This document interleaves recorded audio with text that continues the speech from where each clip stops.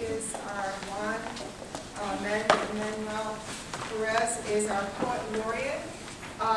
Juan is known for his unique voice.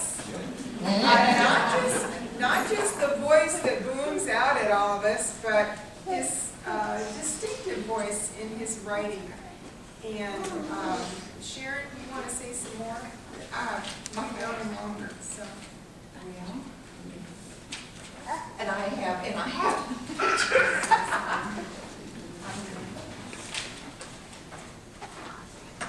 Well, Juan is a very multifaceted, talented person who does many, many, many things well. And one of the things he's very well known for is for scaring us to death.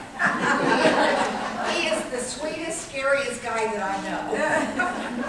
He is well known in the community as a poet. He was a student of Trinidad Sanchez, and I know you all know Trinidad, and he studied under Trini, and he has his new book that's written under the influence of Trinidad Sanchez, and he has been a featured reader at poetry venues all over this state and out of state. He has had a couple of movies to his credit, horror movies, and likes to scare us. And I love his chupacabra things because it gives you kind of a little delicious tingle up your spine because you don't know what's going to jump out at you next. And so we are just, I don't know what you do with your notebook, but his notebook that he turned into me was probably 3 inches thick with all of the places where he's read and his venue. Juan is a 10-year Navy Marine veteran. He served as a combat medic in the first Gulf War, and I tell you what, if I was somebody that was hurt, I can't think of anybody who would be more of a hero figure than to see Juan come and get a job and take care of him. Right now he is a public high school history teacher, and he lives in Pryor and he teaches in Pryor. And we are just so very, very proud to have him serve as our poet laureate. It is quite an honor for our club. So give him one.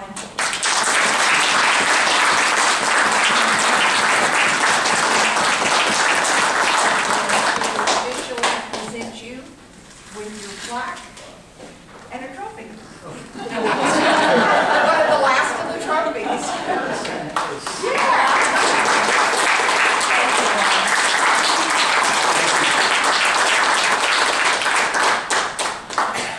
You want me to say something now? Yeah. I'm scared. Let's scare us to death. I prepared a speech.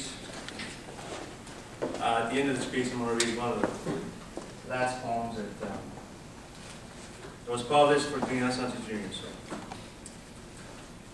And this is for you, everybody. And I apologize if I left somebody else. I have friends. Yes, I have friends in many poetic places, all of them poets and poetry lovers. And I would like to thank them all. Because of them, I am here today. I have many friends, poets and poetry lovers, among the membership of this San Antonio Poets Association, and many of them also members of the Poetry Society of Texas. Poets like Trinidad Sanchez Jr., the late Trinidad Sanchez Jr., whose role was the first to get me involved with this group. Now he has left us behind to carry on some of his work, yet he will never be replaced. Que viva Trino! Yeah. Like Floyd L. Lamoureux, who was brave enough to introduce me to my first featured reading at the Awakening the Sleeping Poet venue many years ago, and was instrumental in creating this poetic monster that I have now become. Like Valerie Martin Bailey and Sheila Tingley Moore, who have done more for other poets in this organization than I could ever imagine. And like T.S. Alexander, Paula Bird Broadshoot, John Eubanks, John Freeland, Peggy Hill, Gene Jackson, Adrian Johnson, Charles Jones, Corina Kelly, Susan Langdon, Lucy and Robert McBee, Margaret Mayberry, Tony Marguia, Jane Perdue, Darrell Pittman, Charlene Plover, Jerry Rackley, Karen Snyder, Sharon Martin Turner, Loretta and Wallace Bond, Oralia Poole and Rosalinda Valdivez, and so many, many others that have come and gone, and all who have constantly encouraged me somehow along the way at many of my presentations. Yes, I have friends in many poetic places, all of them poets and poetry lovers. Among the Alamo area poets of Texas, like Peter Holland, Billy Straub, Harvey and Iris Moss, Kimberly and Peggy Mott, Antoinette Winstead, Carol Siskovic, among plenty others whose names at the moment elude me. Among the staff of Voices de la Luna, like James Brandenburg, Mo Saadi, Joan Seifert, and Gavin Madrid. Among those in San Antonio, to my knowledge, not affiliated with any of the groups already mentioned, like Carmen Tafoya, the late Pete McMahon, Moby Warren, Trey Smith, Jim Lavia Jabalin, Josie Mixon, Tom Emmerich, Jim Stewart, Alicia Galvan, Wayne Lund, Beverly Monaster, Sandy Rincon, Rod Stryker, Nancy Membres, Wendy Barker, Manuel Torres Jr., Vincent Bosques, Marta Curcio, Mary Lou Barrera, Jose Carabello, Marcos Rodriguez, Marian Haddad, and Neftali de Leon. Yes, I have friends in many poetic places, all of them poets and poetry lovers. Among the great poet laureates of Texas, like James Hoggett, Alan Berkebaugh, Larry Thomas, Carla K. Morton, Dave Parson, Jan Seal, who have all heard me and have encouraged me on. May I be worthy one day to stand among them, the greatest in Texas. Among those in Pryor, like my wife Malia, my children Mara and Juan Jr., my grandchild Martin, my cousins Diana and Alejandro Perez and Cesar Rodriguez, my close friends Jambo Vargas and Kevin McClanahan and Eddie Cruz, the staff and students of my alma mater, and the countless relatives and friends who know me and where I have come from. Among those in Uvalde, like Terry Tucker at Southwest Texas Junior College, or Juan O. Sanchez at Rio Grande College, and the two newspapers, La Voz de Uvalde County and the Uvalde Leader News, and yet still more people too vast to count. Among those in Crystal City, and at yet another paper, the Zavala County Sentinel. Among all those in the counties of Zavala, Uvalde, Dimmitt, and Maverick, and the entire Middle Grand Rio region. Yes, I have friends in many poetic places, all of them poets and poetry lovers. Among the San Angelo Writers Club, like Alan Press, Captain J.C. and Carol Smith, Dana Glossbremer, Jody Oberhauser, Lester and Wanda Langley, Ross McSwain, and the late Western legend writer Elmer Kelton, who actually heard and enjoyed one of my presentations. Among those at the Austin International Poetry Festival, like Ashley Stick-McKean, Liliana Valenzuela, Scott Wigerman, Anne McCready, and the Poet on Watch. Among the newspapers in Austin, who have covered some of my presentations, like Alfredo Santos at La Voz de Austin. Among those at the Armadillo Con in Austin, like Don Webb, Rhonda Udley Simpson, Julia Mandela, Linda Donahue, Bev Hill, A.T. Campbell III, Rye Sheridan Rose, and the great horror writer himself, Joe R. Lansdale, a poet who is actually from Texas, and so many others. Among those at Granbury, the Land Review of the Arts, like Momin Quasi, Marilyn Robitaille, Dominique and Charles Inge, Sherry and Jerry Craven, Terry Dalmbrooke, Jerry Bradley, Chuck Taylor, Dave Kuhn, William Virgil Davis, Carol Cuellar, Daniela de la Rue, and film director Frank Mosley. Among the Georgetown Poetry Festival, like Mike and Joyce Gullickson. Among those at the Rio Grande Valley International Poetry Festival, like Daniel Garcia Ordaz, Julie Corpus, Arturo Saldana, Alan Oak, Ed Clint, Ed and Iliana Vidaure, Citalina Ramirez, Lauren Espinosa, Lady Mariposa, Brenda Neros Rojas, Vanessa Brown, Militon Hinojosa, Katie Horth, Lina Suarez, Kenneth Bluetown Trevino, and Amalia Ortiz. Among those from Houston, like Julie Pujol Carrell, Oscar Peña, and Laura Peña. Yes, I have friends in many poetic places, and all of them poets and poetry lovers. Among the members of the Science Fiction Poetry Association, like Marge Simon and Bruce Boston, both from Florida, and Gary O. Clark from California, all master speculative poets who still believe in me. Among those from Oklahoma, like my half-Indian brother Nathan Brown, and Dennis McDonald, who also wrote one hell of a werewolf story, and Brian Dietrich, who still inspires me to continue to write comic book poetry. Among those from New Mexico, like the incomparable instructor Denise Chavez, who has helped me fine-tune who I am as a poet and a performer. And all the writers and poets at the National Hispanic Writers Conference and the National Hispanic Culture Center in Albuquerque. And all the writers and poets at the Taos Summer Writers Conference this past July. Among those from Georgia, like Doris Davenport, who was first to invite me to venue via the Poets and Writers Magazine's website. And Toni Morris and Penny Nielsen, who keep inviting me back to Georgia. Among those from Illinois, like Martel Sardinia, who gave me my first reading poetry spot in the World Horror Convention, and I haven't been the same since. Among those from California, like Jean Richter, editor of the Horror Zine, for her constant encouragement and for daring to compare me to Edgar Allan Poe. And Paul Dale Roberts, publisher of the People's Comic Book Newsletter, who first gave all my countless comic book poetry a fighting chance over a decade ago. And the infectious Rain Graves, who told me to drink from the stars and get drunk on the universe while really enjoying my presentations, so I guess it's safe to do. Among those from Louisiana, like Sonny Patterson, the beautiful poet of African descent, who told me once that my presentation had real soul. And Raymond Moose Jackson, who wrote an epic poem about a wolfman in a way that was classically tragic and reminded me of the richness of poetry while living in poverty.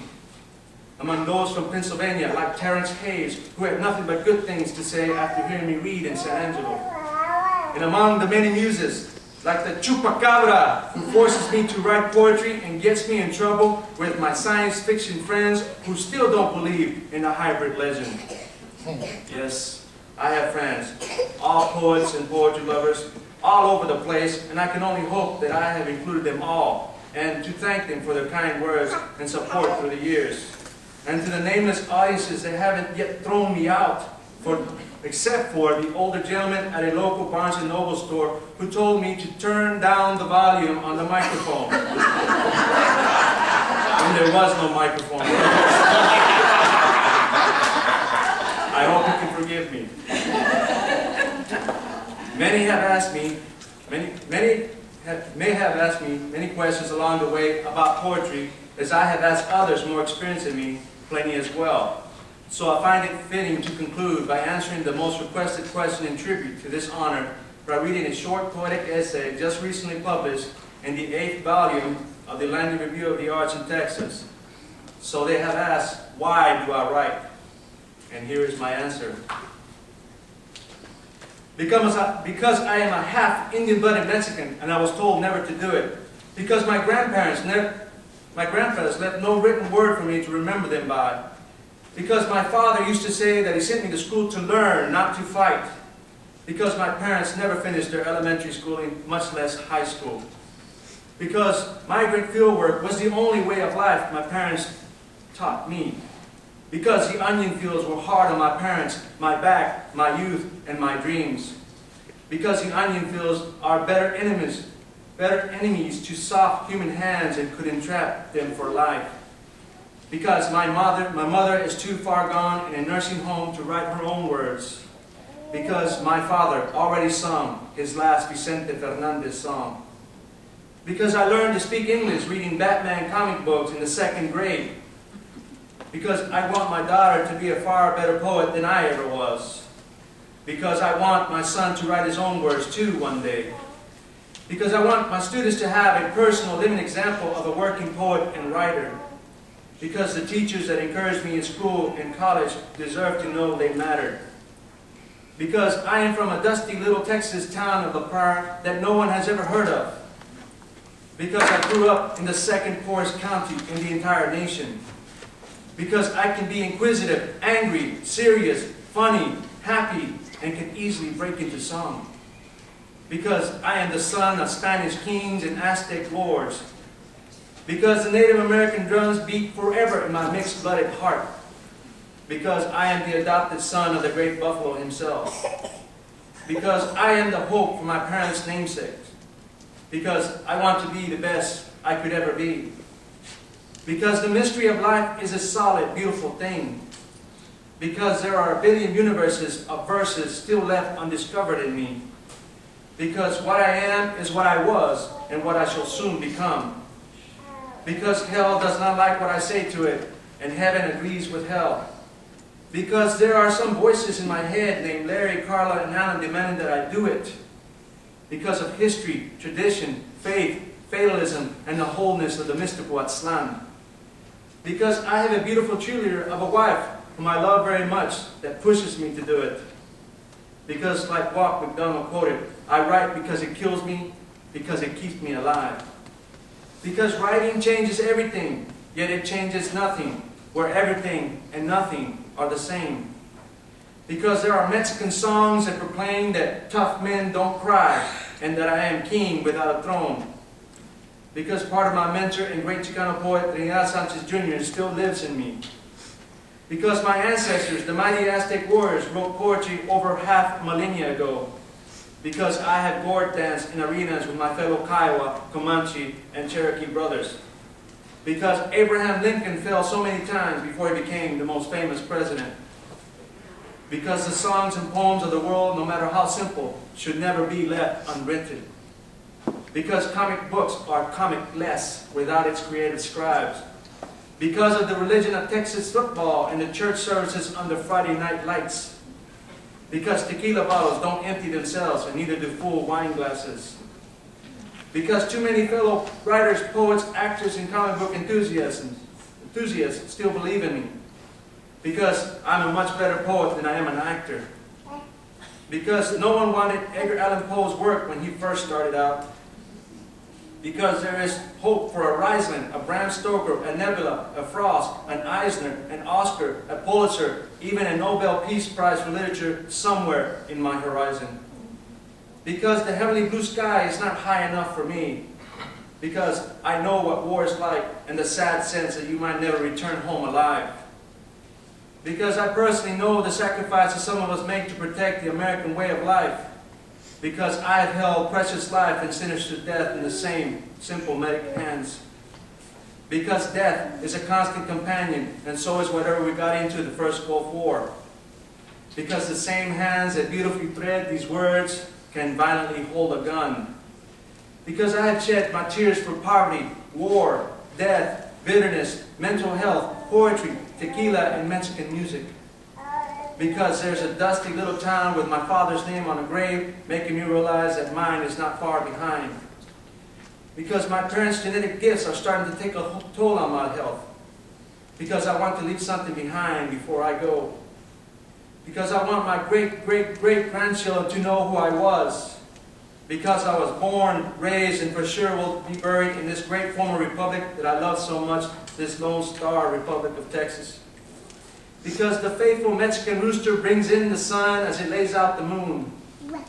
Because the love for a beautiful green-eyed woman and her mind should never go unspoken. Because rejection smiles on me faster than I can write these words to kick his behind. Because of the grandness of Texas found within the Texas poet laureates. Because if I don't write, someone else will beat me to my own words. Because Pancho Villa said, "Don't let it end this way. Tell them I said something." Because I am chasing a great dream where I am reading under a giant oak tree in Granbury. But mainly I write because I love it, even if I die as poor as I was born. So that is why I write. So that is why I am your poet laureate.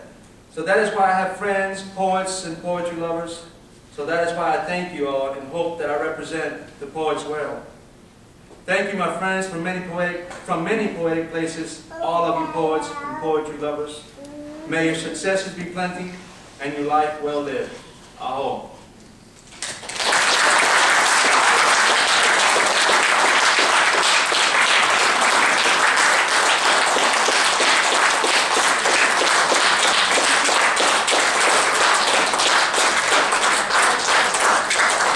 Thank you very much.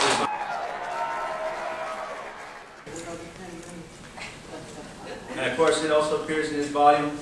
It's fresh, and I have kept it away from you on purpose because I turned this in quite a while ago before they decided to take it. This is called the Jalapeno Propagandist for Trinidad Sanchez Jr., 1943-2006. If you are going to live in this America, you must eat a lot of jalapenos. Jalapenos, like Mexicans, are everywhere. And America is a jalapeno genius. An America without it is an American without spice, without flavor. There must not be an American that has not endured the mean green. It is a true rite of American passage for all those born and born to be, and many others getting here to be free.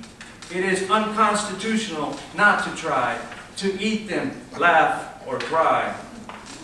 This is Jose, the Jalapeno Juice, bringing you all this jalapeno jazz, brought to you by our sponsor, the Council of Jalapenos for America. Because sooner or later, everyone needs a Mexican, a jalapeno in your life. Thank you very much.